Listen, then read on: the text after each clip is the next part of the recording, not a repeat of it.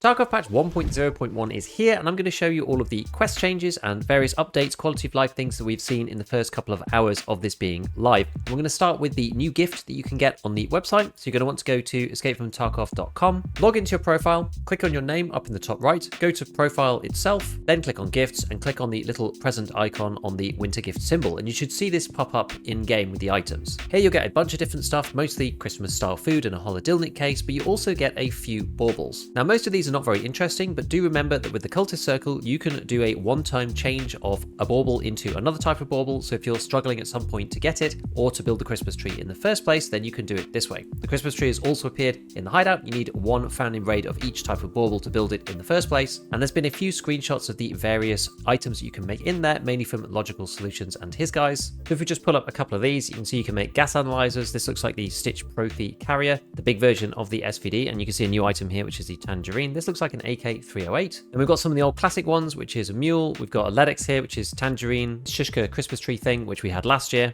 A few other items that are just pretty normal. The Marlin for one of these purple balls. And then finally, we've got the plate case, I believe the NL545, and a way to actually make the Tangerines in the Christmas tree. Do remember that all of these items that come out of here will be found in raid like they are with any individual module. It's usually the purple one, because this is the one that's the limiting factor for stuff like the Ledex, which is what people are normally trying to go for. So this is why this set of recipes in particular can be quite useful, but you probably want to do this at some point. So next, everybody was expecting there to be a Christmas event quest line, which we thought was going to be active right now. And it looks like there is a new quest here, which is called Setting Priorities, but there's some speculation as to whether this is actually the event quest line or not. And what you have to do here is kill 15 PMCs using an active headset, but without wearing any armor. And then the second part is kill PMCs whilst wearing the tank helmet. So this is hearing with no armor or no hearing with armor, basically going with two different loadouts and seeing how you get on. Now, I don't know whether this is actually the Christmas update. No one's really sure at the moment, but we'll just see if anything else pops up in the coming days. Next up, we can have a look at some of the quest changes. So we've actually had some quest changes to Test Drive, which I can show you right here. So Test Drive Part 1 is now no longer the M1A, it is now an SR25 instead. It is still the Hybrid 46 suppressor and a Schmidt & Bender 1:8 scope, but the range requirement has been removed. So you can just kill people with an SR25 on any map that you like, and you have to kill 10 rather than 5. But this is so much easier now. The SR25 is night and day better than the M1A. Even in its default configuration, it is so much lighter and more ergonomic than the M1A. So it's already got 53 ergo and then 100 vertical recoil, which doesn't really matter for a semi-auto weapon, and it's only 3.8 kilograms. So the SR25 is night and day better versus the M1A for this particular quest. The next one after this is Test Drive 2. This one previously was the SR2M, and this one was previously on streets only, but now it's on streets, ground zero, and interchange. This hasn't changed, but now you have to kill players with the MP5 SD. So no more SR2M for Test Drive 2. Remember that because the SR2M will actually appear later down the questline. They've moved it to part 5. But right now you need to use the MP5 SD, and on that you need to use the Pro sight, which looks like this gun here. So you need to use one of these Aimpoint Comp M4 mounts, and then you put the Pro sight on top. And it's not necessarily the best build of all time, but it's also not the worst either. If we go into the hideout, just jump in, see what it looks like, then you can see here that it's not too bad. I'm getting the bug at the moment where in the hideout, it doesn't zoom in, so it does look a little bit strange, but don't worry about that too much. The dot is usable and the surround is a little chunky, but it's not too bad. Now, the big differences between these two weapons, the SR2M and the MP5 SD, is that obviously it's slightly easier to get some of the decent ammo for the MP5. PvP, you can buy a bit more, 144 if you're on EOD, and this is 44 damage and 39 pen, so it's sort of similar to be honest with you. But the biggest difference I would say overall is probably the fact that the MP5 SD can take the 50 rounder. So on the SR2M, you're stuck with the 30 rounders, but the 50 rounder on this makes quite a big difference. Just remember that the rounds are really slow on the MP5 SD. They're only 313 meters per second, so there's quite a lot of drop off on the damage and pen when you're using this particular gun, and also leading targets is a little tricky. By the way, I think this is a fun change. Doesn't matter too much at this point now they've changed the maps, but it's good that we get to use the MP5 SD a little bit. So Test Drive Part 3 is actually the same at the moment. This is the AK-12, so there's nothing changed on that. You still can do this on either Lighthouse, Customs, or on Reserve. But then Part 4 has had some changes here. So we've got this one, which is the RPD, which you can do on Shoreline, Interchange, or Woods, and this is still targets, so you don't have to do PMCs for this one. And then Part 5 is the one where the SR2M has been moved here, and this is now 50 targets on factory with the SR2M and the KP SR2 sight. So factory is just going to be like a Thunderdome of SR2M, but it's targets, so there's going to be lots of scavs that count on this map as well. Just be prepared to fight a lot of these people if you're on factory. Now, they did also say that they made some changes to Forester's Duty. This one comes after Nostalgia. This one, you need to kill scavs on Lighthouse, 5 of them, and then transit from Lighthouse to Shoreline, and then kill scavs on Shoreline in one raid. Previously, this quest was really annoying because in the past, you had to do it in a specific place, so it was 5 scavs at the village, and then 5 scavs at the village. So if they don't spawn there, then you just can't complete the quest. So they've basically just removed the annoying location requirement on this, and you can do it anywhere on the map. So that makes it a lot easier. So it's kind of a free 25k, actually, if you just go into this one and then move through. Obviously, if you die, it does take a bit longer than doing a normal quest, but this is a good change, I think. Now, a couple of other random things. They said that they changed some of the headwear requirements. The only place that I really care about this is probably for the Ushanka, for those of you who are doing setup. Turns out now you can actually put the GSSHs back on again. This used to be only available for the TEPs, which are the in-ears, but now you can put the GSSHs on with the Ushanka again, which is quite nice. This makes setup a lot easier than it was before. And they've also changed the experience modifier for transits. We don't actually know which way it is, but I assume it's gone up. So before we look at some of the new guns and armor, we'll look at the quality of life changes that have been put in. We've got this new loading bar. This shows you the different stages that you have to go through, and it also gives you an estimate of how long you're going to get in as well. And when I was first trying this, the servers were actually undergoing some problems, and it did say that the raid was delayed because the servers were under heavy load, something like that. So it gives you an estimated time as to how long it thinks it's going to take you to get into the raid, and then it will tell you if there's an issue, which I think is quite nice, actually. Like, this should probably have been done on 1.0, which would have made the experience for new players quite a lot better, but at least they put it in now. This is much better than the old version, so at least you can see kind of how far through you are. They have removed the ability to go back at certain stages because it was causing issues at certain points in time. And I think we've all probably felt that when you try to press back at certain points within the matching and then it just gets locked and you end up just being stuck there for a long time. So it looks like they've removed the ability to do it in a case where it might actually screw up your game, which is a pretty good thing that they've done. I haven't seen it estimate a time lower than 4 minutes 30 though, and on factory with Scav this is usually much faster. It's normally under 2 minutes. So I think that the estimated time of 4:30 is the bare minimum so far as what I've seen up until now, which I guess doesn't really matter. This is going to help more on bigger maps like Streets, especially late wipe, when matching times and loading into a raid can actually take quite a long time.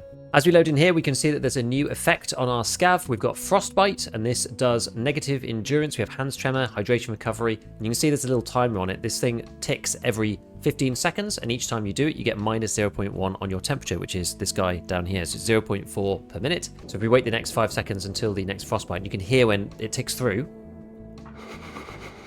It doesn't actually look as if this is getting any worse, to be honest with you, but maybe it does at certain temperature thresholds. I'm not entirely sure. The other quality of life thing that's been put in here is on the graphics. So on various different elements here, it shows you for CPU and GPU and RAM whether it should increase or decrease the performance based on what the setting actually does. So for example, the automatic RAM cleaner, this shows you that on RAM it slightly increases the performance of your memory, and it says in the tooltip if you've got less than 16 gigabytes of RAM. So they've tried to show some indication of how it might help and what exactly it does. Now I don't know if I necessarily agree with all of these things, because Clementine, for example, who's the guy who I usually follow for all of this stuff, showed that, for example, FOV actually increases performance in Tarkov most of the time at higher FOV, which is counter to what this thing says here, which, I mean, this is what I would think it does, but it didn't actually seem to do that based on his testing. And then there's other ones, for example, things like MIP streaming, which says that it slightly increases performance on CPU and GPU, but MIP streaming usually increases the amount of processing power that your CPU has to do because it's swapping out texture files dynamically,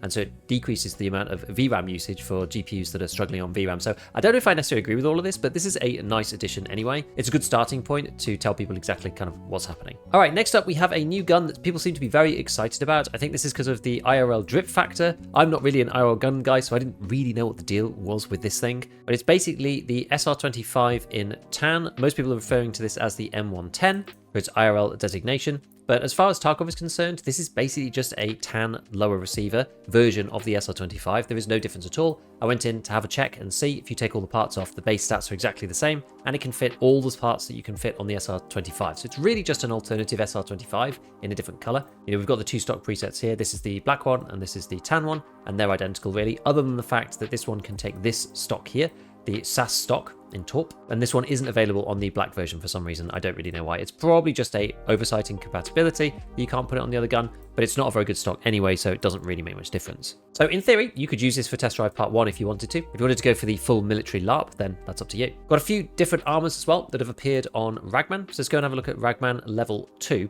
And there's two here. There's the Attack Keck JPC plate carrier in black, and we have the Tarkov JPC plate carrier in OD green. Now, the main thing about these is that these are kind of a joke rig because they cost 2 slickers and 1 hot rod, and they do have plates in them. But if you look at the plates, these things are SAPI level 1. It says up here SAPI level 3 plus ballistic plate replica. So this is supposed to be a kind of airsoft version of these level 3 plates you would have IRL. But in fact, the armor class is only 1. So these really aren't going to help you survive anything. And without the plates in, this doesn't have any soft armor at all either. So it's just a bag to hold 2 level 1 plates. If you like them, obviously you could take these out and put something else inside. I'm pretty sure this is going to be compatible with all of the other regular SAPI plates. Like you can see here, you can put GAC 3S 15M if you want, if you just like the way that it looks. And internally, the space is okay. It's not amazing, but it's also not actually that terrible either. And then the other one, you've got the JPC. This one is 5 noodles and a hot rod. This one is all right inside too. It's actually got a 2x2, so that's not too terrible. But this thing also just has 2 level 1 plates inside and no soft armor, so this isn't really going to be helpful either. The one that is slightly better, I don't actually have Ragman 4 yet because the XP requirement to get to 42 is really high. But if you look at the Cry Precision JPC plate carrier in multicam, this is a new one over on Ragman 4 for a particular barter. And this is what the barter is for. There's 2 clocks and 1 roller. And this thing comes with 2 plates, SAPI level 3, which is the non-replica versions of the ones we just saw in the Tarkov one. And these are ceramic, so they're not that great. I think these are the ones you can get from Peacekeeper. So they're not the best class 5 plates of all time. But, you know, a class 5 is a class 5. It's just unfortunate that, again, this rig doesn't have any soft armor either. So it's just a carrier for these various plates. You can swap these out if you want to. Again, it's another SAPI style plate, so you can grab this if you feel like it. The internals on this guy are quite good. You have 2 2x2s, which is relatively unusual. There aren't that many rigs like this. So if you do want to be using drum mags, then this is a possibility. There's only a few others like the TV110 and the LBT regular rig that allow you to do this. So you can reload with 2x2s without dropping a mag on the floor and stuff like that. We've also got a few new streamer items. I don't know whether these need to be in for Kappa yet, but I presume that they probably will be. So you've got the TIG Splint, which is making a joke about how he didn't have one on his first run in Terminal. It basically got him killed and failed his first Terminal run. And then we've got these Manzoni dumbbells as well. These things are going to be a real pain if you do actually need to get these out because they're 46 kilograms. This is akin to the tank battery. And then we've got this thing as well, the Nutsack Balaclava, which is the burnt peanut streamer item that has come through to the game. So a couple of other white pieces of gear that have been added. We've got the M32s in white, and we've also got an Alpine version of the Cayman helmet. Now, unfortunately, both of these things do seem to be linked to Arena in some way. You have to complete a task. They seem to only be able to be purchased from Ref for GP coins. So I don't know whether this is a quest that's coming to Arena soon, whether you have to do something in the base game, whether it will be purchasable in the base game as well. I'm not sure. Looks like it's just a Ref thing at the moment, which I know always goes down really well with people. So we'll see what they do. They might expand this out and add things as the Christmas event progresses. They have also added 1 extra earplug as well. These are the in-ears, a bit like these Peltors that were on Arena only, but these are in the actual base game. This is the Proflex DX5 tactical earplug. We'll have to give these a try at some point when we get access to them to figure out whether these are better than these ones, because these ones at the moment, they basically just change the EQ, but they don't actually change the range of your hearing. So it's just as if you're not wearing any headset. It just decreases the ambient noise a little bit. So we'll see what this is like. This guy's over on Peacekeeper, and again, it's after task completion. Now, I would bear in mind, these things are like 714 euros, so that is actually quite a lot of money. It's over 100k or something, but it does mean that you can use them with bolt-ins and face shields that don't usually let you wear a headset, which is why they probably should be quite pricey. One random thing is that the ANA Tactical M1 and M2 plate carriers have had a little bit of a facelift. I don't really know why. These just look different now in general, both the M2 and the M1. The M2 is like much slimmer. Do remember that this guy, the M2, is a class 3 soft armor, which makes it quite good, whereas the M1 is only class 2. So this one is usually quite underrated. And then there's another one as well in white, which has appeared. And again, this seems to be related to Ref in some particular way. BSG have also put 2 extra sets of clothing up on the website for you to have a look at, which I guess you could decide to buy if you really want to. And the one final thing that seems to be a bit of a mystery is that it looks as though you cannot buy ammo packs on the flea anymore. I don't know what this is to do with, whether this is because people were scamming people with it, but it's a very fringe and small thing. I quite like the fact that you could get ammo packs on the flea because it meant that there was at least some supply from players, but it meant that you had to be quite deliberate on taking it out, and it was quite expensive. It was a nice little way to top load some really good ammo, but this seems to have been removed completely. You don't seem to be able to buy this whatsoever anymore, as it just says cannot be listed on the flea. Maybe this is a bug, but it feels kind of intentional. There's also a random new craft in the workbench. I'm not sure which level this is, but you can take a Majika coffee and you can turn this into a nut can, which says here, despite everything, an empty coffee can remains one of the best containers for storing various small construction hardware. No idea what this is used for. I've done a required search on this. It doesn't seem to be used for anything. So maybe it's just something random, but it'll probably be useful at some point. As you can see in here, it's like all the bolts and nuts and nails and little bits and pieces in this. So maybe this is going to be useful for something for the Christmas event. We're just going to have to wait and see. So that seems to be most of the stuff that has changed in this latest patch. We're going to have to give it a try out and see where the questline ends up going. And also if there's anything that we haven't discovered yet, which usually appears after a day or two once people go through everything and discover all these random little bits that we haven't seen in the first place. So either way, a big shout out to all my patrons, and as usual, have fun in your raids.